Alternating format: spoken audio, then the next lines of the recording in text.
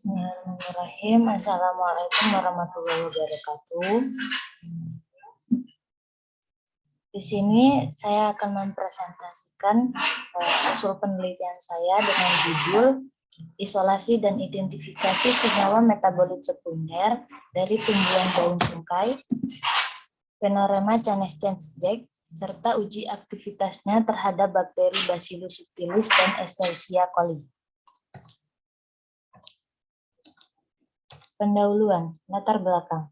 Indonesia merupakan salah satu negara yang memiliki kekayaan melimpah, seperti tumbuhan, yang mana jumlahnya cukup besar, sekitar 30.000 spesies tumbuhan, dan 940 spesies diantaranya adalah tumbuhan obat-obatan. Menurut sebagian para ahli, tumbuhan obat adalah tumbuhan yang memiliki bioaktivitas yang berfungsi untuk mengobati penyakit tertentu. Penggunaan tumbuhan obat sudah dikenal sejak ribuan tahun yang lalu, dan resep obat ini sudah diwariskan turun-temurun. Yang awalnya hanya diketahui orang tertentu, kemudian menyebar hingga ke masyarakat luas. Salah satu tumbuhan obat di Indonesia yang dimanfaatkan adalah tumbuhan sungkai, di mana yang sering digunakan sebagai obat adalah bagian daunnya. Tumbuhan sungkai banyak terdapat di wilayah Sumatera, Kalimantan, dan Jawa Barat. Secara tradisional, daun sungkai telah digunakan oleh masyarakat sebagai obat pilek, demam, cacingan, untuk mandian bagi wanita selepas bersalin, kemudian sebagai obat kumur, obat sakit perut, dan sebagai antiseptik, serta obat antiplasmodium. Ningsih dan Ibrahim 2013. Berikut beberapa penelitian sebelumnya yang telah dilakukan membuktikan adanya bioaktivitas pada daun sungkai. Yang pertama, penelitian yang dilakukan oleh Ibrahim dan Kuncoro pada tahun 2012 menunjukkan bahwa ekstrak metanol daun sungkai berpotensi menghambat pertumbuhan bakteri Streptococcus mutans, Salmonella typhosa, Staphylococcus aureus, dan Bacillus subtilis. Kemudian, penelitian yang dilakukan oleh Desta dan kawan-kawan pada tahun 2020 juga melaporkan bahwa pada ekstrak etanol daun sungkai berpotensi menghambat pertumbuhan bakteri E. coli dengan konsentrasi 25, 50, 75, dan 100%.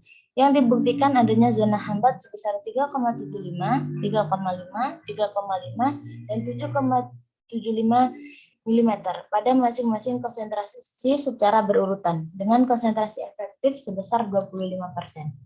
Selain itu, penelitian yang dilakukan oleh Ilham pada tahun 2021 melaporkan bahwa uji aktivitas antibakteri ekstrak metanol bersifat sedang dalam menghambat pertumbuhan bakteri Staphylococcus aureus dan E. coli di konsentrasi 5, 10, dan 20% dengan zona hambat 6,13, 6,83, dan 7,66 mm. Namun, pada ekstrak N-heksan dan etil asetat bersifat lemah dalam menghambat pertumbuhannya. Berdasarkan uraian tersebut, maka dilakukanlah penelitian ini untuk mengetahui lebih lanjut kandungan bioaktif pada ekstrak dan fraksi dari daun sungkai, serta bagaimana sifat-sifatnya sebagai antibakteri terhadap bakteri Bacillus subtilis dan bakteri E. coli. Dan pada konsentrasi berapa ekstrak dan fraksi daun sungkai tersebut yang paling efektif bersifat antibakteri. Adapun tujuan penelitian dari ini adalah satu, mengisolasi dan mengidentifikasi senyawa metabolit sekunder dari ekstrak dan fraksi daun sungkai. Kemudian yang kedua, menguji antibakteri senyawa hasil isolasi dengan menggunakan metode distribution test, serta menentukan yang paling efektif sebagai antibakteri.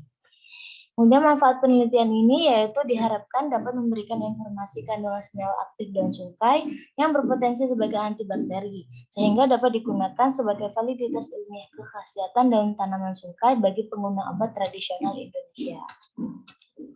Metode percobaan, waktu dan tempat penelitian. Penelitian ini akan dilaksanakan pada bulan April sampai dengan Agustus tahun 2022. Bertempat di Laboratorium Kimia Organik, jurusan Kimia, Fakultas Matematika dan Ilmu Pengetahuan Alam Universitas Lampung. Kemudian untuk determinasi tumbuhan dilakukan di Herbarium Bogorians bidang botani, Pusat Riset Biologi LIPI, Cibinong, Jawa Barat. Dan untuk uji aktivitas antibakteri di Laboratorium Biokimia, jurusan Kimia, Fakultas Matematika dan Ilmu Pengetahuan Alam Universitas Lampung. Selanjutnya yaitu alat dan bahan. Alat-alat yang digunakan dalam penelitian ini antara lain yaitu gelas ukur, gelas beker, corong pisah, kertas saring, pipet tetes, tabung reaksi, satu set alat KLP, seperangkat alat KCP dan kolom, pipa kapiler, lampu UV, evaporator, oven, autoclave, laminar airflow, inkubator, jarum ose, mikropipet, saluran petri, pipet, dan penggaris. Kemudian bahan-bahan yang digunakan, yang pertama yaitu sampel, sampelnya yaitu daun tumbuhan sungkai yang diperoleh dari Desa Kesumadadi, Kecamatan Bekri, Kabupaten Lampung Tengah, Lampung. Dan pelarut yang digunakan yang sebelumnya telah didestilasi antara lain metanol, N-heksan, etil asetat, kemudian ada aquades, aseton, asam asetat glasial, H2SO4, FeCl3, kloroform, reaksi Mayer, serbuk Mg dan HCl pekat, silika gel halus dan kasar, kloramfenikol, amoksilin. Kemudian bakteri yang digunakan meliputi bakteri E. coli dan bakteri Bacillus subtilis. Prosedur kerja. Yang pertama, persiapan sampel. Daun sangka yang telah diambil kemudian dicuci bersih dan dikeringkan dengan cara dijemur di bawah sinar matahari secara tidak langsung itu selama 2 minggu. Kemudian setelah kering dihaluskan menjadi serbuk dan hasilnya serbuk halus daun sungkai. Yang kedua yaitu ekstraksi sampel. Serbuk halus daun sungkai kemudian ditimbang dan dimaserasi dengan menggunakan pelarut metanol selama 1 kali 24 jam dengan 3 kali pengulangan. Selanjutnya disaring dan dipekatkan filtrat dengan menggunakan rotary evaporator. Didapatkan hasil ekstrak kasar daun sungkai. Selanjutnya, ekstrak kasar daun sungkai dipartisi dengan menggunakan pelarut N-heksan dengan perbandingan 1:1. Dihasilkan fraksi N-heksan dan fraksi metanol. Untuk fraksi N-heksan dipekatkan menggunakan rotary evaporator dan didapatkan ekstrak pekat N-heksan. Kemudian untuk fraksi metanol disuspensi dengan air dan dipartisi kembali dengan menggunakan pelarut etil asetat dengan perbandingan 1:1. Didapatkan hasil fraksi metanol air dan fraksi etil asetat. Masing-masing fraksi dipekatkan menggunakan rotary evaporator dan didapatkan hasil ekstra pekat metanol air dan ekstra pekat etil asetat. Yang keempat yaitu screening fitokimia. Untuk screening fitokimia yaitu ada pengujian saponin, alkaloid, fenol, flavonoid, steroid atau terpenoid. Untuk saponin, yaitu yang pertama sampel sebanyak 1 ml dimasukkan ke dalam tabung reaksi yang ditambahkan dengan aquades sebanyak 5 ml dan dikocok selama 3 detik. Untuk alkaloid, yaitu sebanyak 0,5 ml sampel dimasukkan ke dalam tabung reaksi, lalu ditambahkan sebanyak 5 tetes kloroform, kemudian ditambahkan 5 tetes reaksi Mayer. Untuk fenol, sampel sebanyak 1 ml dimasukkan ke dalam tabung reaksi, kemudian ditambahkan 3 tetes larutan FeCl3 10%. Untuk flavonoid, sampel sebanyak 0,5 ml dimasukkan ke dalam tabung reaksi, kemudian ditambahkan asam asetat glasial dan asam sulfat pekat. Selanjutnya yaitu untuk steroid atau terpenoid sebanyak 0,5 ml sampel ditambahkan 0,5 gram serbuk Mg dan 5 ml HCl pekat sedikit demi sedikit. Selanjutnya yaitu untuk tahap vaksinasi, ekstrak hasil partisi tadi divaksinasi menggunakan metode KCV dan dimonitoring menggunakan KLT. Hasilnya fraksi-fraksi hasil KCV kemudian divaksinasi kembali menggunakan metode kromatografi kolom dan dimonitoring menggunakan KLT. Didapatkan hasil senyawa murni. Langkah yang 6 yaitu analisis kemurnian. Untuk senyawa murni yang didapatkan itu dilakukan KLT dengan menggunakan eluan yang terdiri dari beberapa pelarut, kemudian disampel dengan serium sulfat. Senyawa murni dan selain itu senyawa murni yang didapatkan dihaluskan hingga berbentuk serbuk, kemudian dimasukkan dalam pipa kapiler dan dipasang pipa kapilernya pada alat untuk dilakukan pemanasan. Kemudian setelah itu dicatat suhu saat kristal meleleh. Dan yang terakhir uji aktivitas antibakteri. Yang pertama yaitu ada peremajaan bakteri uji. Bakteri Bacillus subtilis dan E. coli diinokulasi ke medium agar miring sebanyak 1 jarum ose. Kemudian diinkubasi selama 24 jam pada temperatur suhu 37 derajat Celcius. Dapatkan hasilnya. Kemudian untuk pembuatan larutan uji, sampel ekstrak yang akan diuji ditimbang masing-masing sebanyak 2 mg. Kemudian dilarutkan dalam 200 mikroliter metanol dan dibuat variasi 2 konsentrasi yaitu 0,5 dan 0,3 mg per cakram. Kemudian diambil 50 mikroliter dan 30 mikroliter. ditotalkan ke dalam kertas cakram.